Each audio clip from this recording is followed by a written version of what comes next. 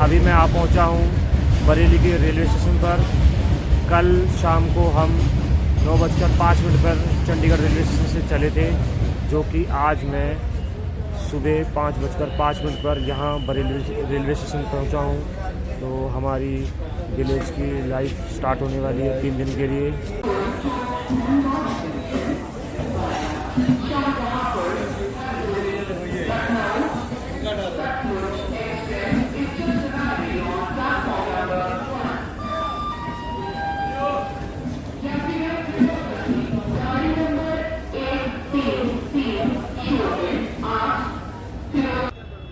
फिर मैं railway station से बाहर निकला।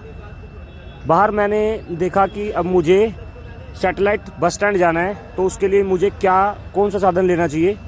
तो मैं रेलवे स्टेशन से बाहर निकलने के बाद मैंने ऑटो पकड़ने के लिए बाहर गया और मैंने ऑटो पकड़ा।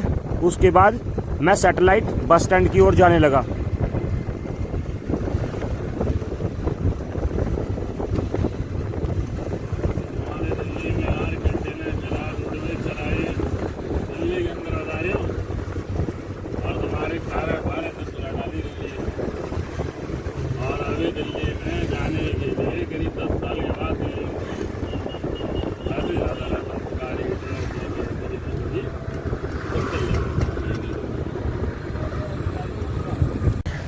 मैं थोड़ी देर बाद ही सैटेलाइट बस स्टैंड पहुंच गया। सैटेलाइट बस स्टैंड पहुंचने के बाद मुझे ढूंढना था मेरी बस कौन सी है जिस पर मैं बैठकर धीरा पहुंच जाऊं। तो मैंने वहां पर पूछा कि मेरी बस कहां पर मिलेगी।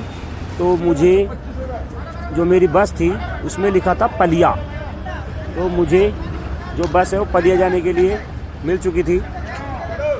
मैं उस बस में बैठ चुका था, लेकिन मुझे बताया गया कि ये जो बस है 7 बजे चलेगी।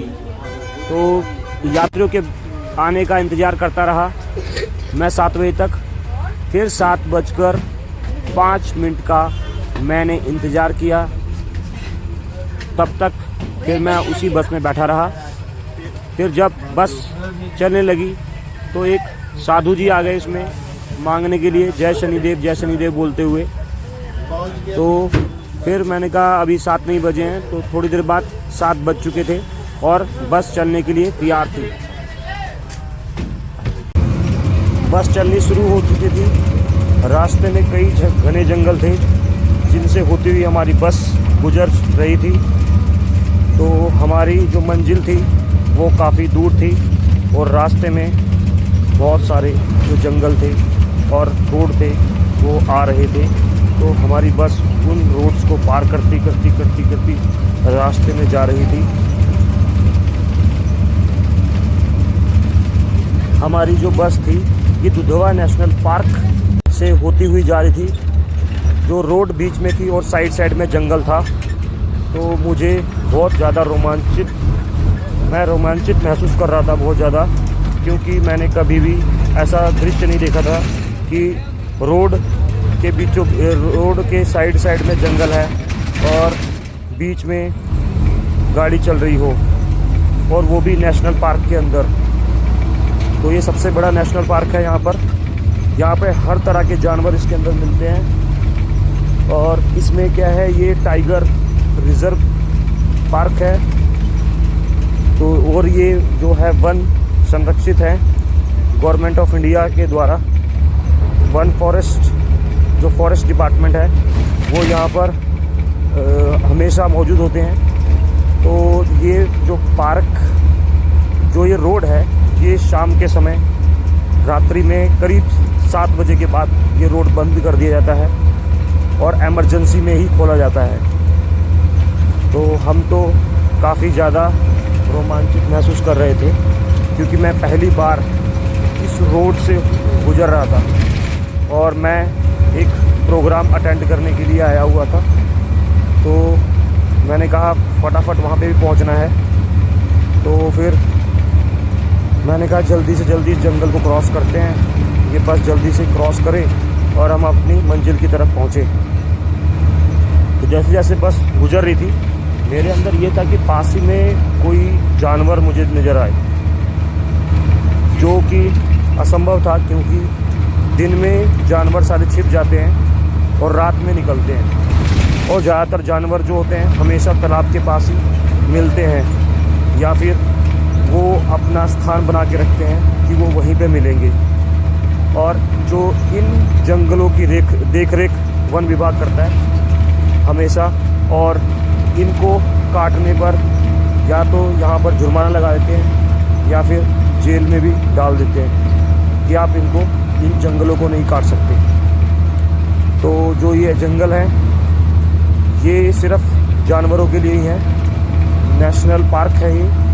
इसमें हर तरह के जानवर आपको मिलेंगे देखने को, लेकिन वो भी सिर्फ फॉरेस्ट डिपार्टमेंट अलाउ करेगा तभी, अदरवाइज़ आप यहाँ पर अकेले नहीं घूम सकते हैं। तो हमारी जो बस थी वो धीरे धीरे अपनी मंजिल की ओर चल रही थी।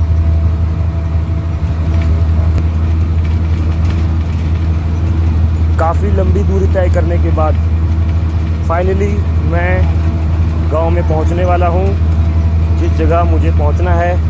तो थोड़ी देर में ही हम गांव में पहुंच जाएंगे। ये हैं गांव के ग्रामीण जो बकरियां चरा रहे हैं। तो हम हैं महेश्वरपुर गांव में। ये है बैलगाड़ी के ऊपर बैठे हुए हैं। तो अभी मैं गांव घूम रहा हूं। तो अभी हम जंगल की तरफ जा रहे हैं।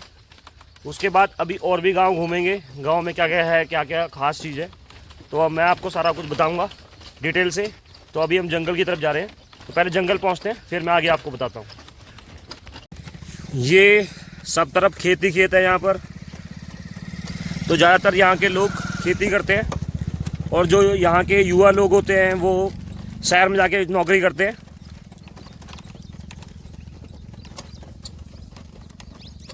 यहाँ पर जो ज़्यादातर खेती होती है गन्ने की खेती होती है, जो हर साल खेती होती है गन्ने की। और कुछ लोग गेहूँ भी उगाते हैं। ये गेहूँ की फसल है सामने। ये सामने धर्मेंद्र जी हैं जो हमें जंगल की तरफ लेके जाएंगे।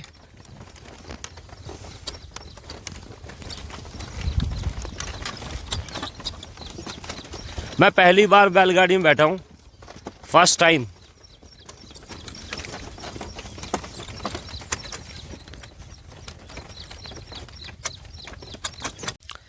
हमें उस बैलगाड़ी वाले ने रास्ते में छोड़ दिया, तो अभी हम पैदल जाएंगे जंगल तक। सामने जंगल है। तो ये कच्चा रास्ता है जहाँ पे बरसात आने पर ये पानी भर जाता है। तो अभी हमने हाथ में गन्ना लिया हुआ है, इसे खाते खाते चलते हैं जंगल में। हमारा टाइम भी पास हो जाएगा, जंगल भी पहुँच जाएंगे। तो चलते हैं जंगल की ओर। ये सामने जंगल है। जंगल में हर तरह के जानवर होते हैं।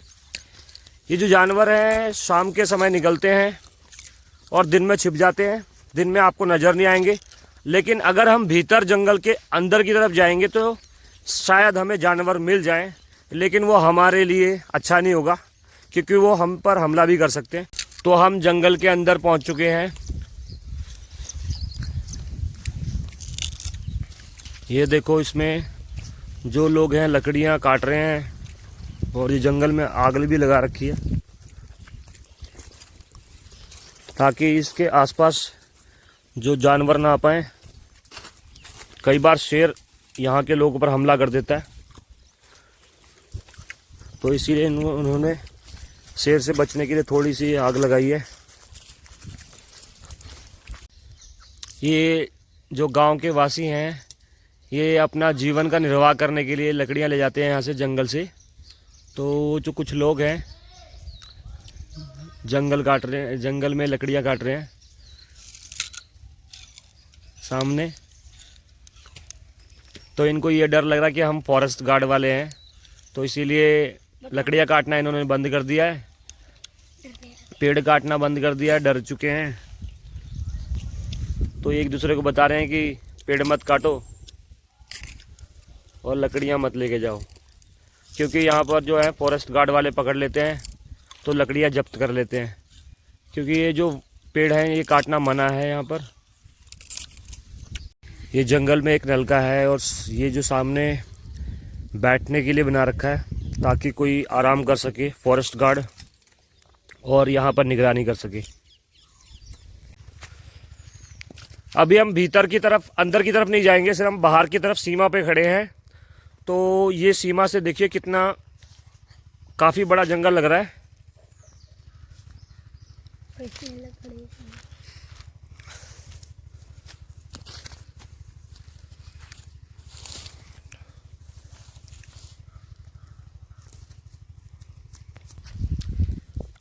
यहाँ पर जो गांव के लोग हैं लकड़ी काटने आते हैं, तो यहाँ पर जो गड्ढा किया हुआ है, जेसीबी से गड्ढा कर रखा है ताकि इस तरफ गांव वाले ना अंदर घुस सके और जानवर इस तरफ ना जा सके, जंगल से जो गांव में जानवर ना जा सके।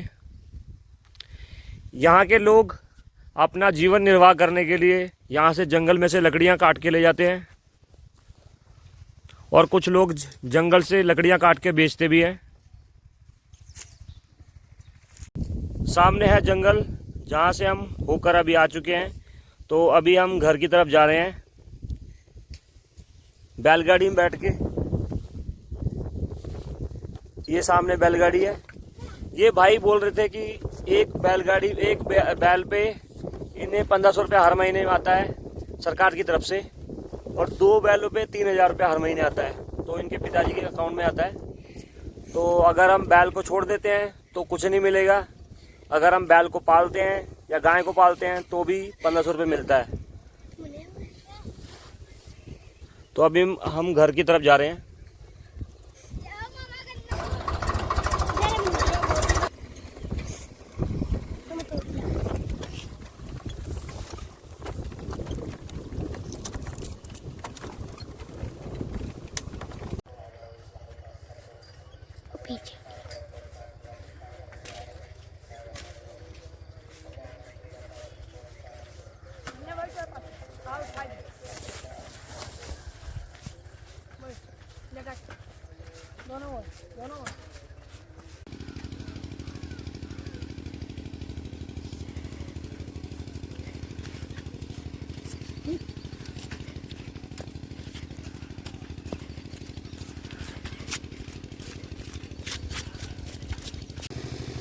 ये जो मंदिर है सामने, ये मंदिर यहाँ पे बहुत ज़्यादा प्रसिद्ध है क्योंकि यहाँ पर गुरुजी ने समाधि ली थी, और इसके अलावा यहाँ पर भोले बाबा शिवलिंग रूप में विराजमान हैं। तो अभी चलते हैं मंदिर की ओर, मंदिर में थोड़ा देखते हैं, अंदर घूमते हैं।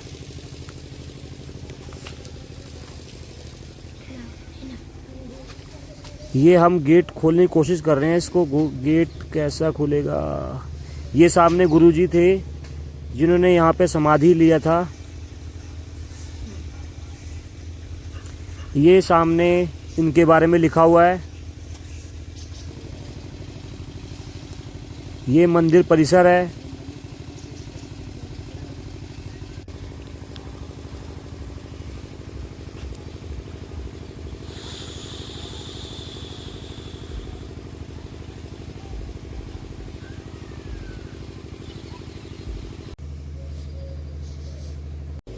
ये छोटा सा शिव मंदिर है जिसमें भोले बाबा शिव रूप में विराजमान है यहाँ पर।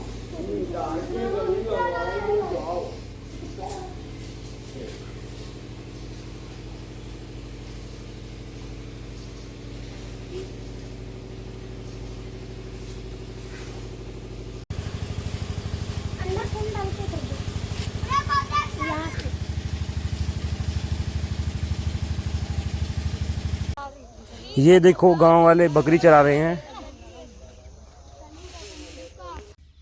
ये सारे जगह आलू की खेती हो रखी है, तो ये हम भी आलू खोदेंगे, आलू निकालेंगे।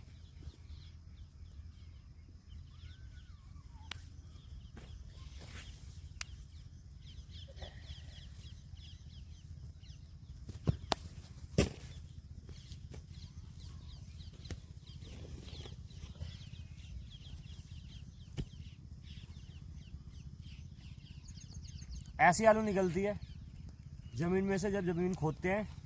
और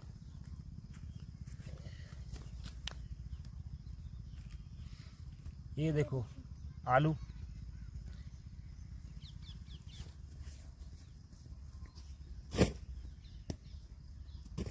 तो हम भी थोड़ा देखते हैं कैसे आलू खोदते हैं। दिखाना एक मिनट थोड़ा, कैसे निकालते हैं? यहाँ मारो, ये मारा तो आगे आगे ये कर रहे हैं। अरे वाह, ये आलू निकाल लिया मैंने। कितनी कुछ निकलेगी? पेड़ मारा उसमें, मारा यहाँ पर। दिखा दिखा दिखा। इसमें मारो। हाँ आगे बढ़ा। हाँ दो टोपने और भी है, जर पर ये निकले आलू। और पीछे ये फाइनली मैंने आलू निकाल दिया है। ये देखो आलू।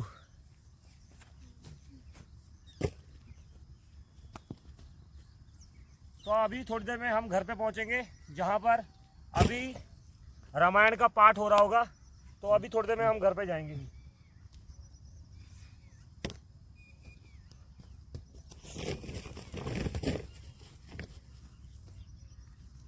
ये आलू निकले, दिखा रहा। ये देखिए आलू।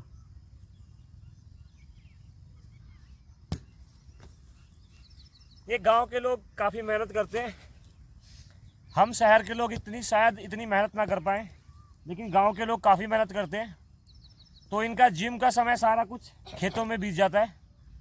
हम जैसे शहर के लोगों को जिम करना पड़ता है, लेकिन इनको जिम की ज़रूरत ही नहीं है।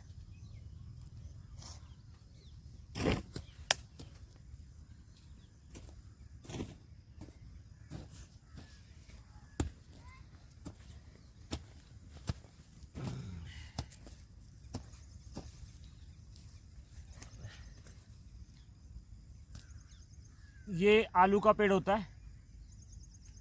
तो अभी सारे खेत में आलू बो रखा है, आलू और मटर। तो ये देखो, इसने बहुत सारे आलू और मटर इसने पेट में डाल रखा है। और ये यहाँ से ये कुदाल से इसको ज़मीन पे ऐसे खोदते हैं। ये देखो, ये देखो,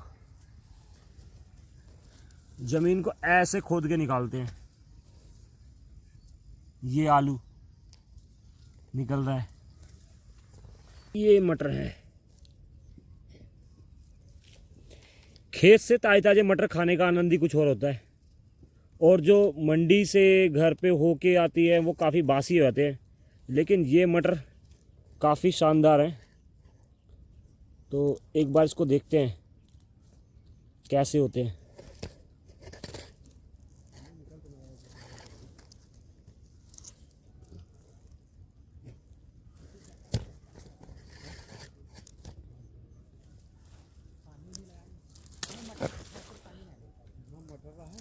ये देखो मटर, ये रहे मटर, कितने शानदार मटर हैं। बांकला वो आगे बांकला। स्वाद आ गया। डायरेक्ट खेत से खाने का मजा ही कुछ और होता है। मुझे जिनके घर पे जाना था वो खेत में ही मिल गए थे, तो मैंने कहा चलो खेत में चलते हैं, पहले उनकी थोड़ी हेल्प कर देते हैं, फिर घर पे लेके जाएंगे सब्जियां, फिर सब्जियां पका के खाएंगे। फिर आज का इंतज़ाम हो जाएगा, फिर कल देखेंगे कल क्या होता है। हमने इतने सारे आलू इकट्ठे कर लिए हैं, तो अभी हम घर जा रहे हैं, तो घर में से आके सब्ज़ी बनाएंगे, फिर खाएंगे। ये है मटर। अब मटर घर जा रहे हैं, फिर घर पे इसकी सब्ज़ी बनेगी, फिर सब्ज़ी खाएंगे, फिर आपको बताएंगे टेस्ट कैसा लगा।